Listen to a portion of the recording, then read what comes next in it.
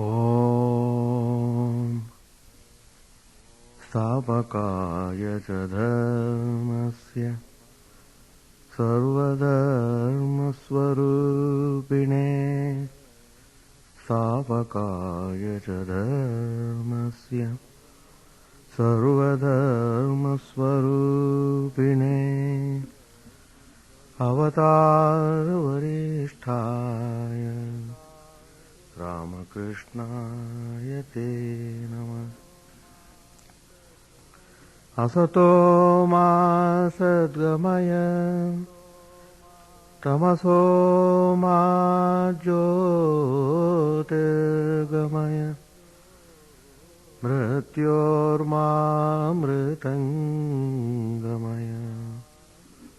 Om Shanti Shanti Shanti. Let us bow down to Sri Ramakrishna, the embodiment of all religions, the Supreme God incarnate. Let us pray to Him to lead us from unreal to the real, to lead us from the darkness of ignorance to the light of knowledge, to lead us from death to immortality.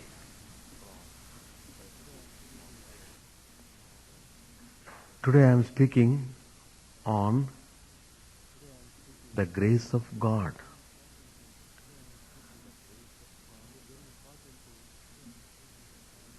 It is very important to know about how the grace of God functions. It is one of the most mysterious phenomena of spiritual life. You understand God's grace more and more when you move onward in your spiritual journey. That means when you are going towards God, you will gradually realize the importance and significance of the grace. What is God? To know the reality, to know what it is, to know the truth, that is God. To know who you are, to know why have you come to this world, what is it that you have to accomplish having come into this world. As Sri Ramakrishna points out, the purpose of our life in this world is not just to end up in some professional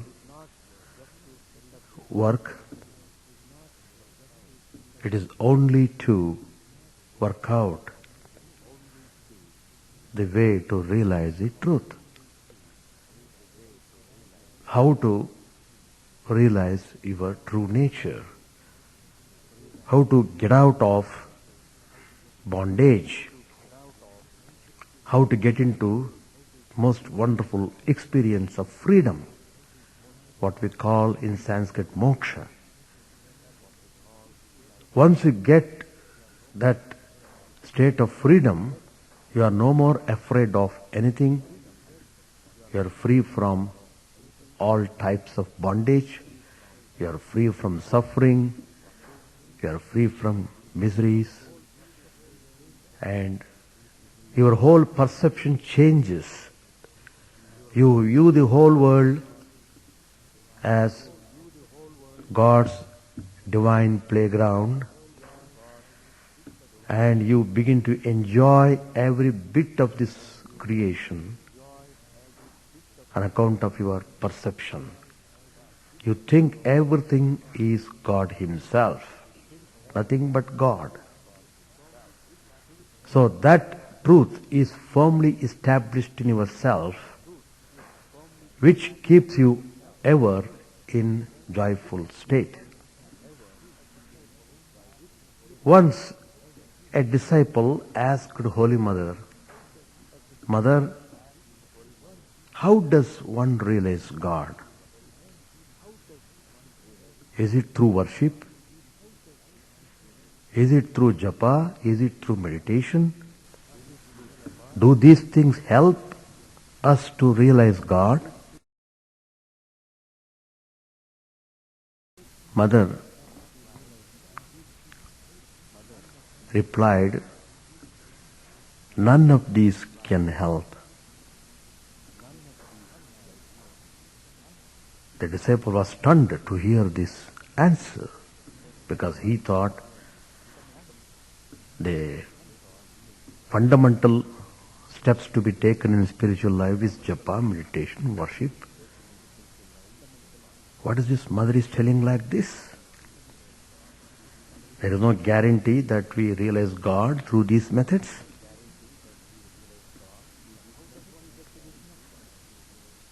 Then how does one get the vision of God?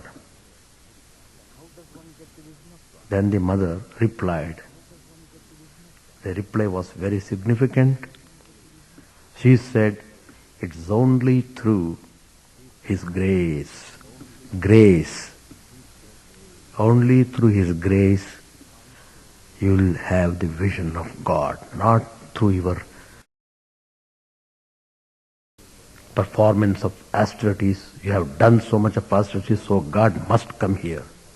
It's not you are pulling God towards yourself by force. No. It is on account of His own grace God comes and gives His vision. Immediately mother said, she came to know the implication, and she said, but one must practice meditation and japa. It is not that japa, meditation, worship are not important. Don't think that way. They are very important and very essential in your spiritual way. Why? Because these things will help you to remove all the impurities of the mind. That's the point. All the impurities of the mind, the dirt and dust accumulated in the mind over the period of many, many births, all those things will be cleared off. The more the mind is cleared of the impurities, the more you get clear vision of what spiritual truth means.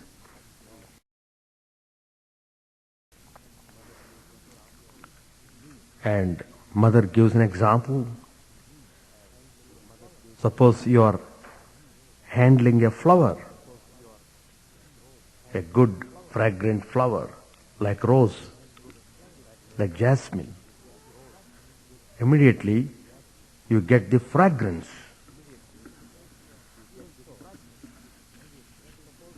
Even so, suppose you are rubbing the sandalwood, immediately you get the smell of the sandal. In the same way, mother said, one gets spiritual awakening by constantly thinking of God. By engaging yourself in worship, meditation and selfless service, by constantly engaging yourself in these duties, what I should say, in these spiritual duties, you will be able to get an awakening. But then you can realize God right now if you become desireless.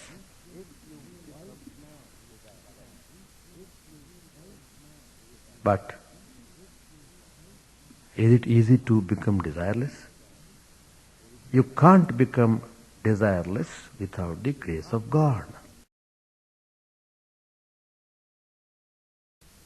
Now comes the topic where we have to focus all our attention. What indeed is the grace of God?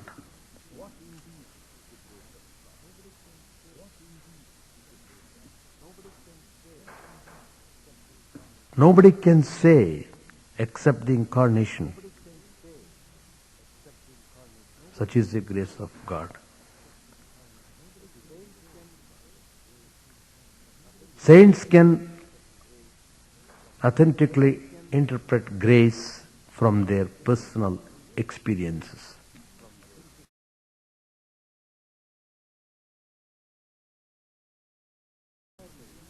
So grace is entirely a supra-rational phenomenon.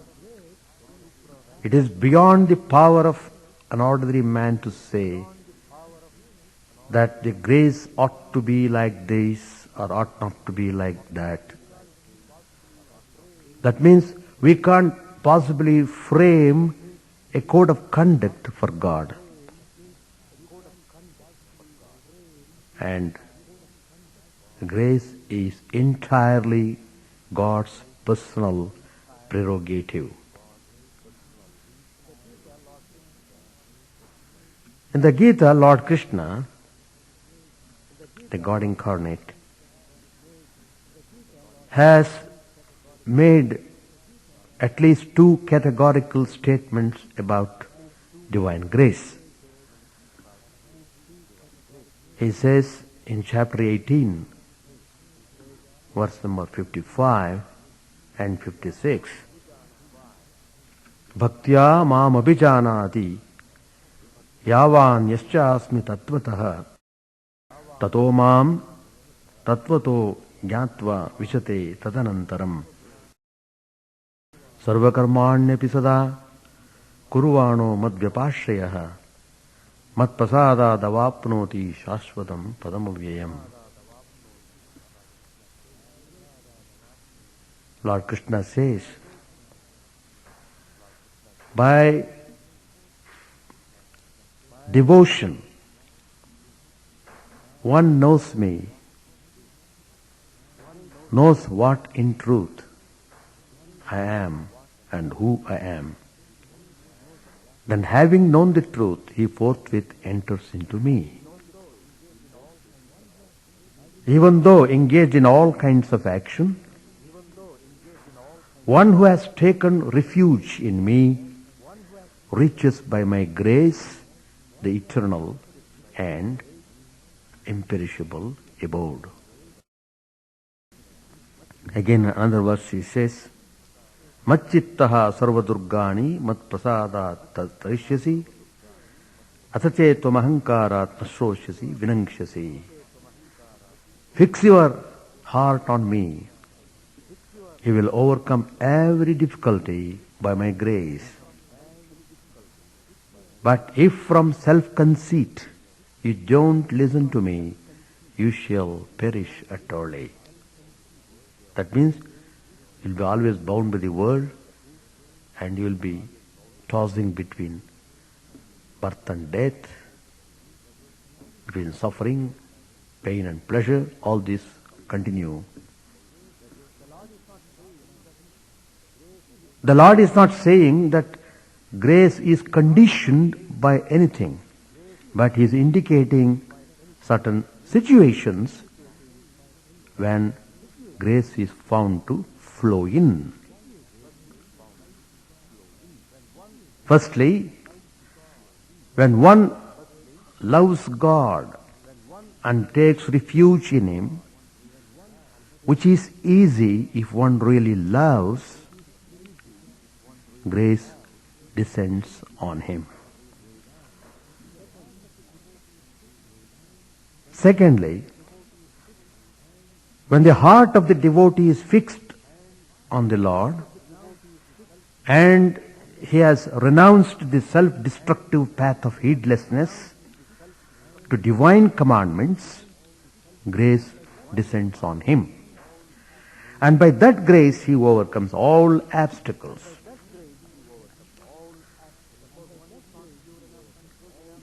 Suppose one is not pure enough and good enough. He might have a record of sins, all types of sins he might have committed in his life.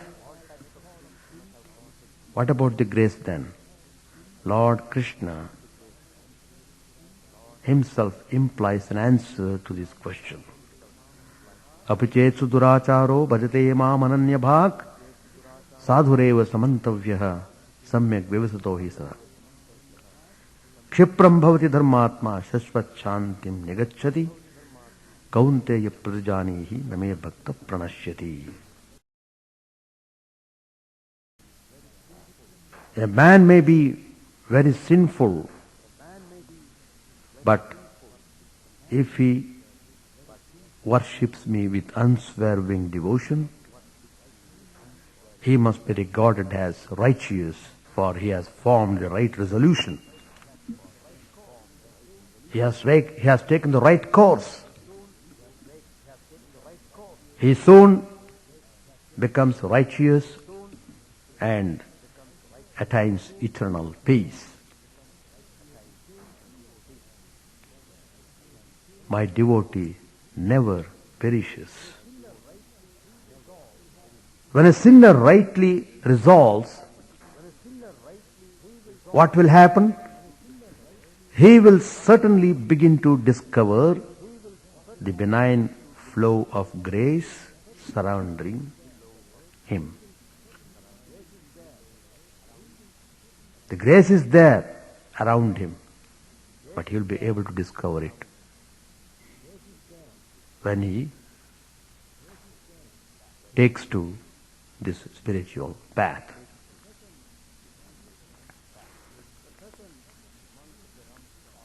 A certain monk of the Ramakrishna order, founded by Swami Vivekananda, he was practicing austerities at the Manikarnika Ghat at Benares.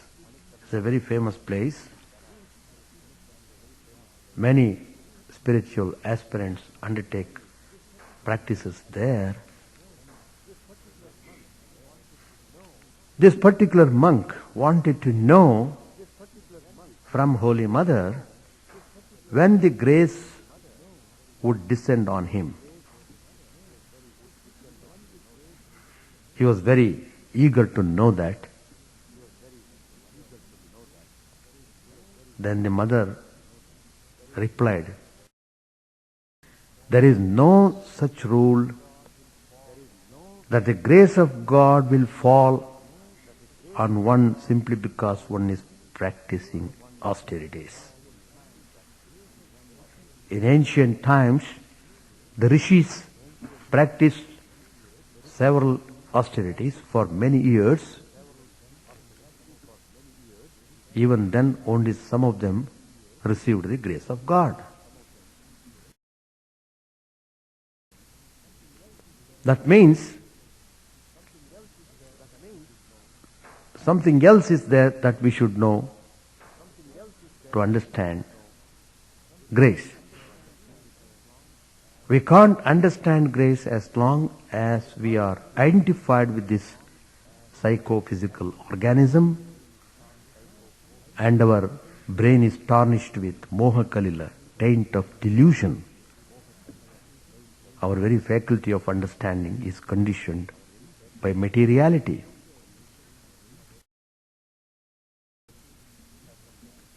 There is a certain man. He wins lawsuits. Daughters are happily married. Sons get high position in jobs. And this man gets lot of money through lotteries. He is very joyful and says with choked voice, "Oh, how gracious is my bounteous Lord." Because he is getting all these comforts and money is pouring into him and he is in a very happy mood. So it prompts him to say this. Then he suffers tragic turns without any relieving feature. Somebody commits suicide at home. The son or daughter goes astray. The beloved wife develops incurable disease. All business prospects fail. Friends desert him. Relations shun at him. And darkness surrounds all over without a flicker of light. Then immediately that man wails, "If all my prayers have brought all these things upon me, who knows whether God exists or not?"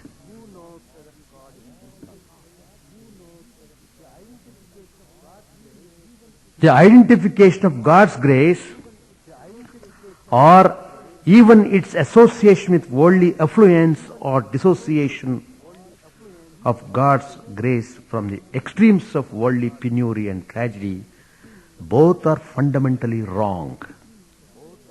Both are fundamentally wrong.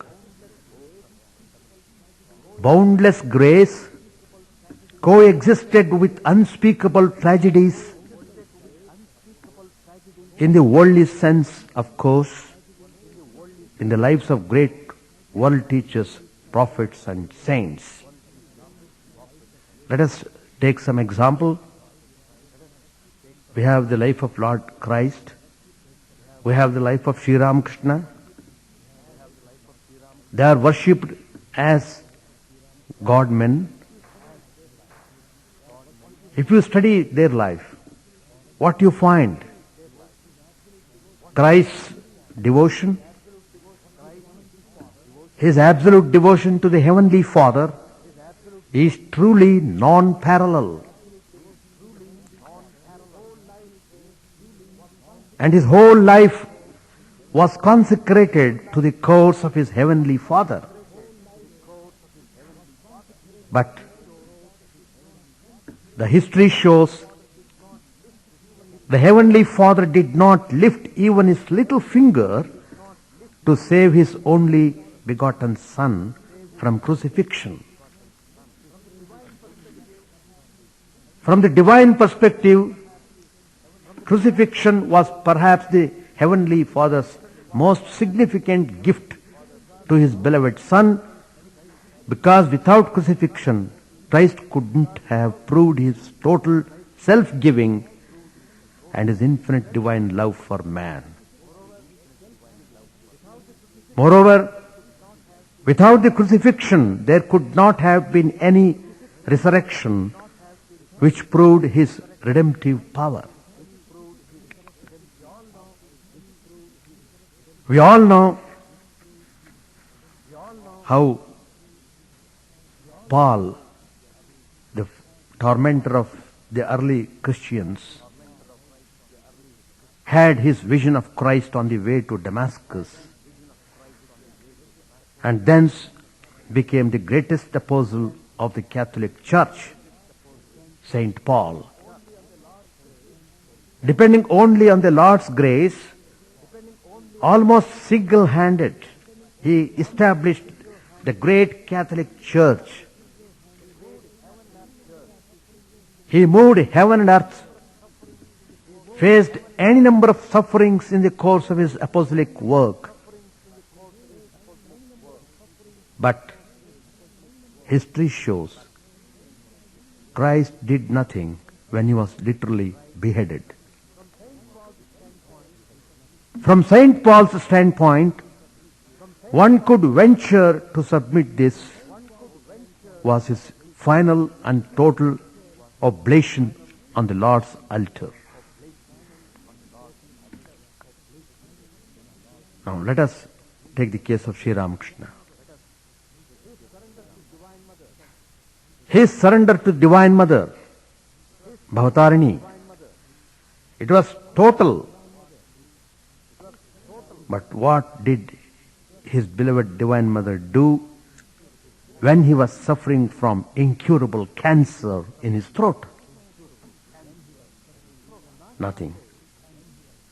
When Nag Mahasaya, one of the great disciples of Sri Ramakrishna, wanted by the exercise of his yogic powers to attract the fell disease on himself,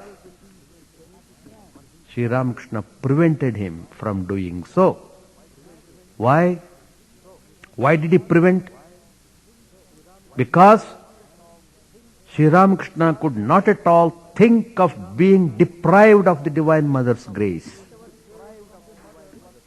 Whatever came from the Mother was grace and nothing but grace. That was his firm faith. Now let us take Vivekananda's life. When he became the disciple of Sri Ramakrishna, he was showered with infinite grace. He could feel more and more when he came close to Sri Ramakrishna. More and more when he became the follower of Sri Ramakrishna, and more he followed Sri Ramakrishna's instructions. He was having one spiritual experience after another. If you study Swami Vivekananda's life, he passed through most dreadful circumstances, most dreadful crisis in the home. His father had suddenly passed away. He left nothing for the maintenance of his family. The whole burden fell upon Naren. His original name, Vivekananda's original name was Narendranath. He was the eldest son. He was a student still. He was unemployed. He had to witness starvation at home. The relatives became heartless. They wanted to grab even his paternal home. In order to avoid sharing the frugal food at home, he often went out and fasted. If we study his life and his deeds, we can see how divine grace was always operating in and through all his sufferings. It was largely because of his experience of extremes of life's sufferings that he became the universal friend of all who suffer in this world. He knew what suffering means. Nobody need tell him. And so he was very compassionate to the whole humanity. It would appear Sri Ramakrishna saw him passing through this terrifying school of suffering in order to inflame his heart with the innermost capacity to feel for others in suffering. To feel for others in suffering.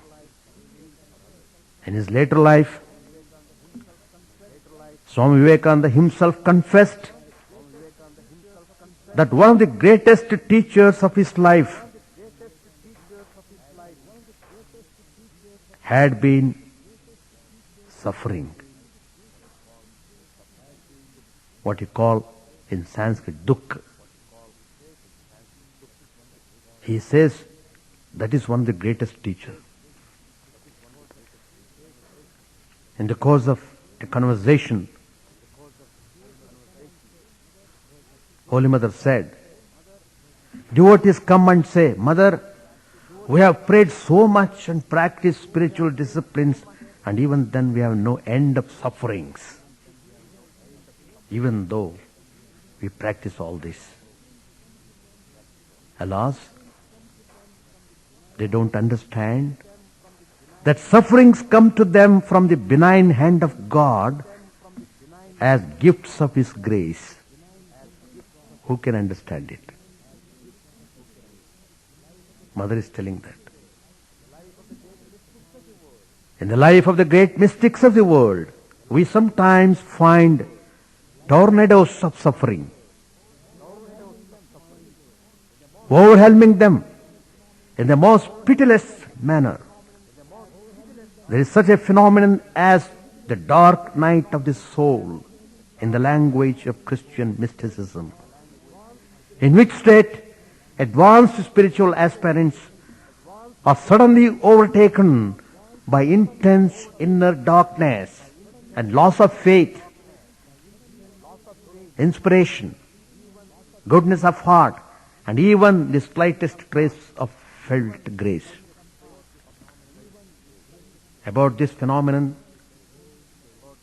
Thomas A. Kempis says, gold must be tested in fire. Gold must be tested in fire. And if a devotee of God cannot go through the fire, of what worth is his devotion? What indeed separates the devotees from God? His I and mine sense, his egoism separates him from God. In the life of the spirit, there are always two movements operative. One from the side of the devotee towards God, another from the side of God to the devotee.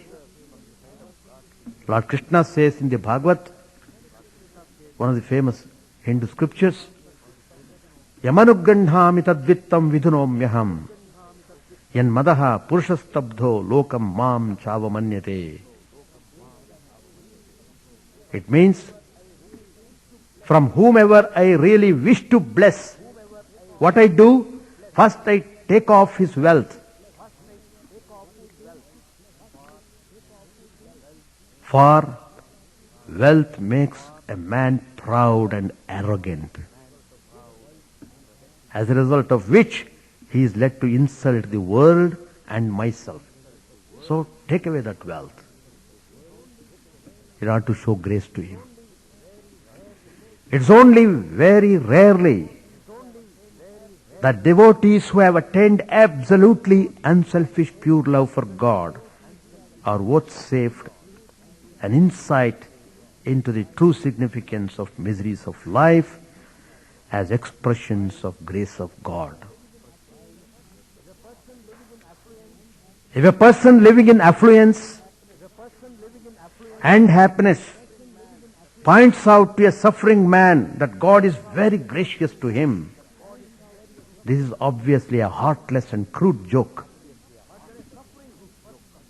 But when a suffering person himself has this experience and understanding of God's grace in miseries, there can be no doubt that it is a genuine case of received grace.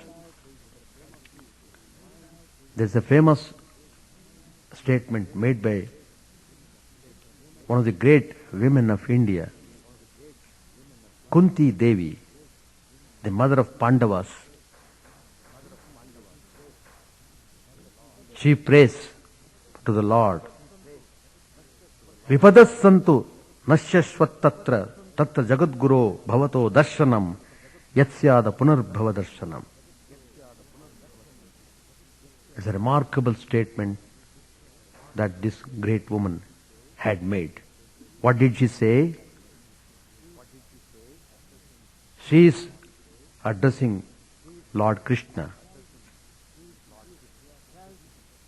She tells him, you are the teacher of all the worlds. O my master, let perils face us ever and anon. For it is in dangerous situations that we feel the presence of you, whose vision bestows freedom from rebirth.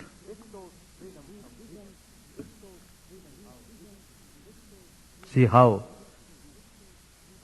Kunti feels suffering is helpful for her in order to have the grace of the vision of Lord Krishna. Again, Lord Krishna says in the Gita, Daivi Shesha Gunamayi Mamaya Duratyaya Mameva ye prapadyante maya metam tarantite.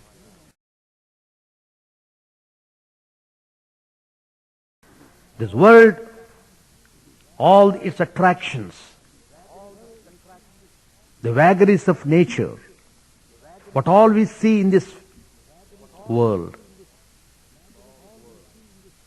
it's all the divine Maya. It is my own Maya, Lord Krishna says. It is hard to overcome this. He also knows that fact. He says it is true. Once a man get into this state, it's very difficult to get over it. He knows the difficulty. He knows why all the people are suffering in this world. Why all the people in this creation are deluded by the overwhelming power of Maya. But then Lord Krishna himself gives the solution. Those who take refuge in me alone shall cross over this Maya. When people take refuge in God, Maya cannot stand it anymore. She just runs away. Here, Lord Krishna provides us with several invaluable intimations about Maya, how to transcend it, and also about grace. The Lord himself is the creator of the Maya, of the Jiva, and of the world. He is the creator of all these three. He has given all the powers to the phenomenon of Maya for binding human souls with the tentacles of worldliness. And he himself says how to cross over Maya and teaches the royal means in the words, those who devote themselves to me alone cross over this illusion.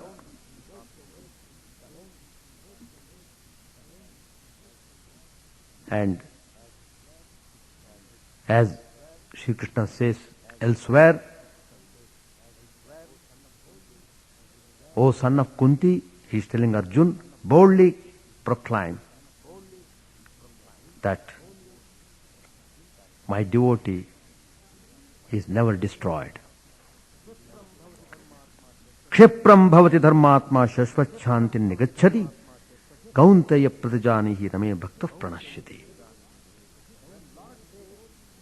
When Lord says, my devotee is not destroyed, what does that probably mean? Does it mean that the devotee will have no suffering in life? Does it mean that his near and dear ones will never die? Does it mean that he will live forever and never die? No. It does not mean any of these. In the religious history of man, we find the greatest devotees of the Lord had more than the common share of life's miseries. The special meaning in which my devotee will never perish is to be understood is that in the face of all troubles, all sufferings, and in the face of death, the devotee will not only not forget God, but would ever remain with him, united in awareness.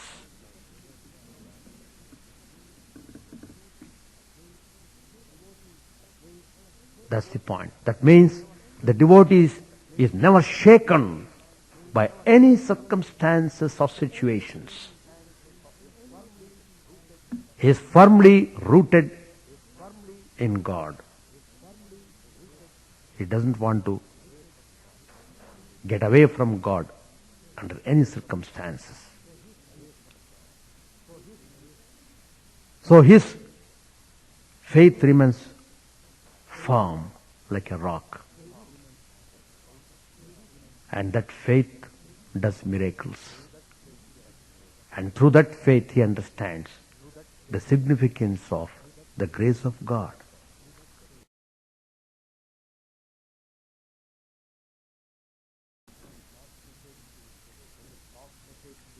In his last message to his devotees, Sri Ramanujacharya, one of the great acharyas of Hinduism, one is Shankaracharya, who advocated non-dualism. The other one is Ramanujacharya, who advocated qualified monism. And the third Acharya is Madhvacharya, who advocated dualism. These three Acharyas are really very great. They satisfy all the sections of the people. Those who have non-dualistic approach to God, they get satisfaction through teachings of Shankaracharya. Those who are attached to qualified monism take to Ramanuja's teachings. Those who cannot separate themselves, who want to retain their identity, who are totally upset if that identity goes away, they follow the teachings of Madhvacharya. Anyway, these three acharyas are really very great, and they have given their teachings. Whatever doctrines you follow, the point is you should come to God. That's all. Whether you want to retain your individuality as yourself separate and God as separate, or whether you want to become part of the God and remain as a part, or whether you want to merge yourself totally into God, what is needed is you must come to God. That's all. Now here, the Ramanujacharya says, he who has truly surrendered himself at the feet of God should not bestow any thought on his future, which is entirely at the disposal of God. For the least anxiety felt in that connection betrays the hypocrisy of the self-surrender.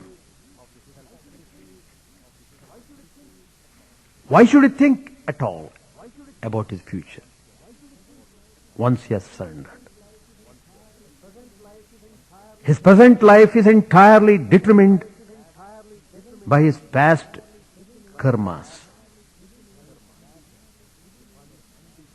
You can't undo them.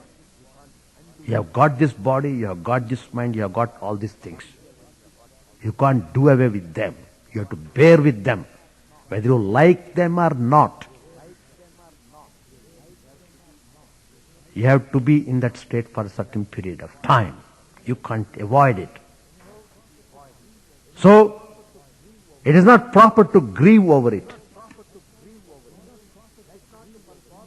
Let not the performance of his devotees be regarded as a means for achieving worldly ends, but considered as service rendered to the Supreme Being.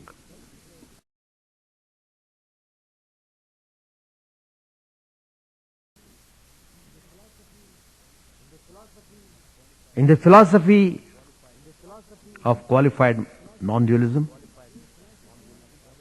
of Sri Ramanujacharya, the grace of God has a pivotal role for bringing about salvation of the struggling aspirant. So one of the greatest teachings of Sri Ramanuj is that prapatti, that means absolute self-surrender to the Supreme. Absolute self-surrender. Involving complete conformity. First point. Second point, avoidance of opposition. Third point, the confidence of protection.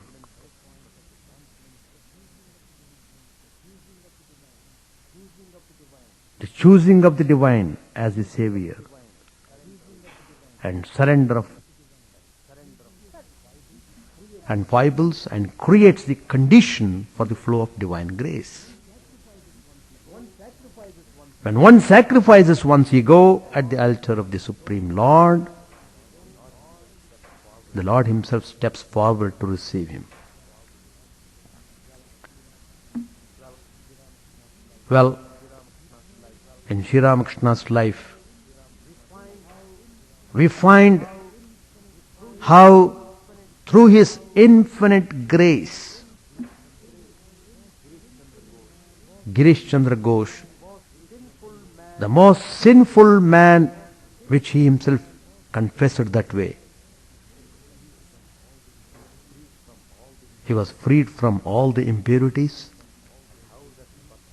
and how that person was thoroughly transformed.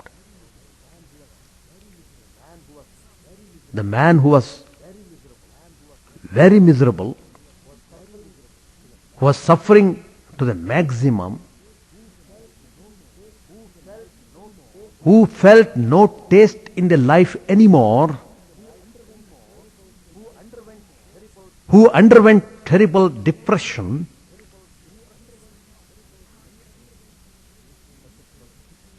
such a person was totally changed.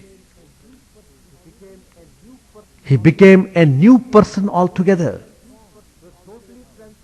He was totally transformed. How?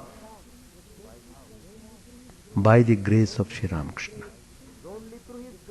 It's only through his grace this most sinful man on this earth was transformed into a great saint.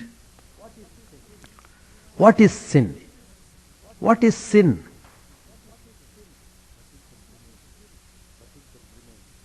Nothing can remain when the person comes face to face with God.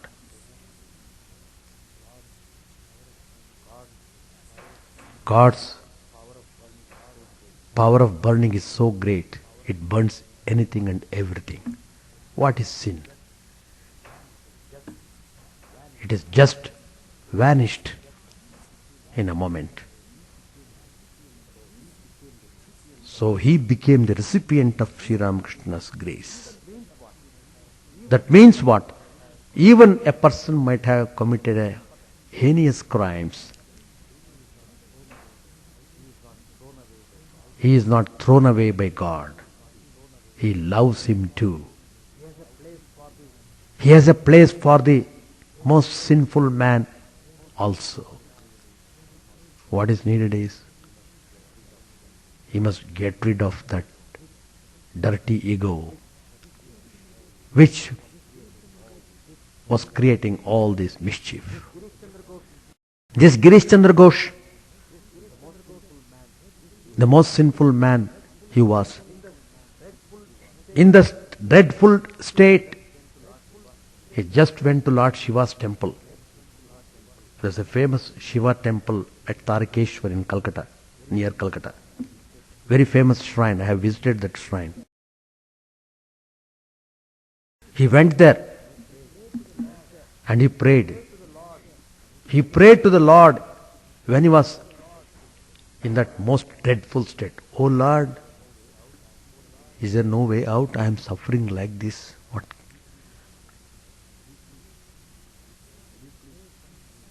Will you please be kind enough to show some way to me?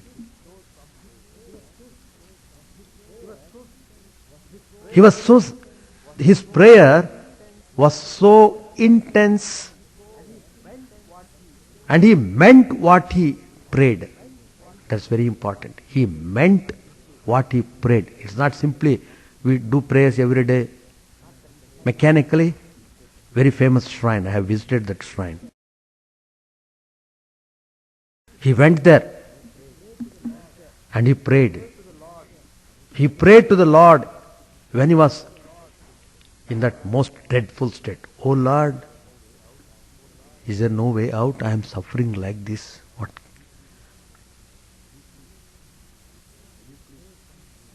Will you please be kind enough to show some way to me? He was so, his prayer was so intense and he meant what he prayed. That's very important. He meant what he prayed. It's not simply we do prayers every day mechanically. Very famous shrine. I have visited that shrine. He went there and he prayed. He prayed to the Lord when he was in that most dreadful state. Oh Lord, is there no way out? I am suffering like this. What?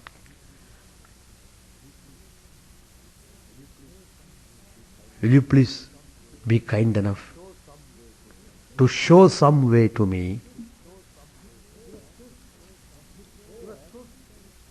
He was so, his prayer was so intense and he meant what he prayed. That's very important. He meant what he prayed. It's not simply we do prayers every day mechanically. Very famous shrine. I have visited that shrine. He went there and he prayed. He prayed to the Lord when he was in that most dreadful state. Oh Lord, is there no way out? I am suffering like this. What?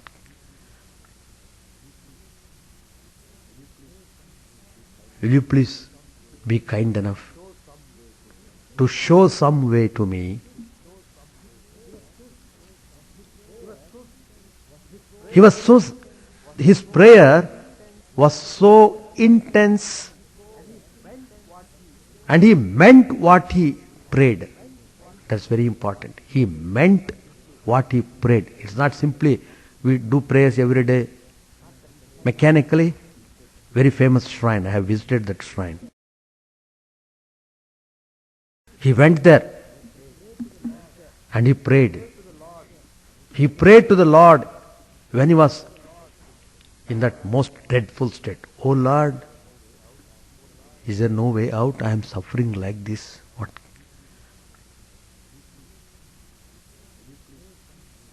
Will you please be kind enough to show some way to me?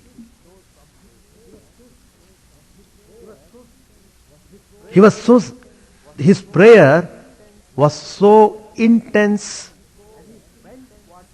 and he meant what he prayed. That's very important. He meant what he prayed. It's not simply we do prayers every day mechanically. Very famous shrine. I have visited that shrine. He went there and he prayed. He prayed to the Lord when he was in that most dreadful state. Oh Lord, is there no way out? I am suffering like this. What?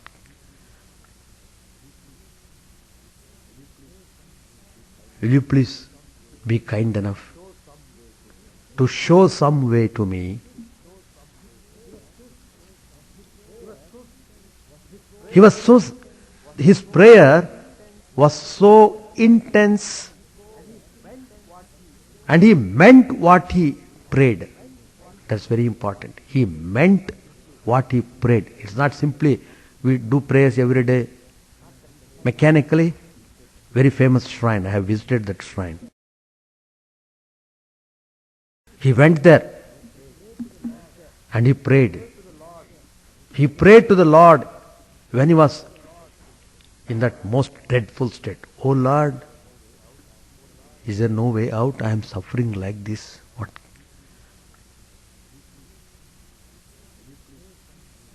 Will you please be kind enough to show some way to me?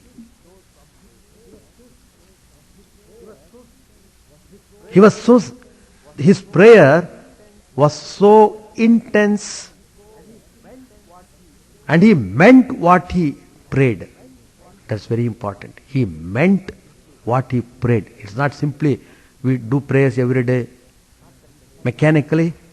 Very famous shrine. I have visited that shrine. He went there and he prayed. He prayed to the Lord when he was in that most dreadful state. Oh Lord, is there no way out? I am suffering like this. What?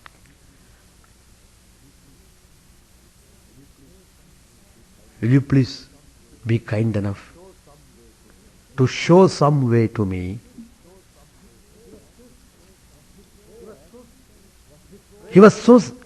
His prayer was so intense and he meant what he prayed. That's very important. He meant what he prayed. It's not simply we do prayers every day mechanically. Very famous shrine. I have visited that shrine. He went there and he prayed. He prayed to the Lord when he was in that most dreadful state. Oh Lord, is there no way out? I am suffering like this. What?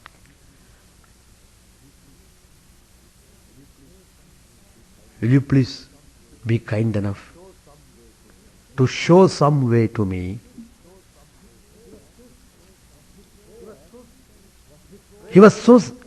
His prayer was so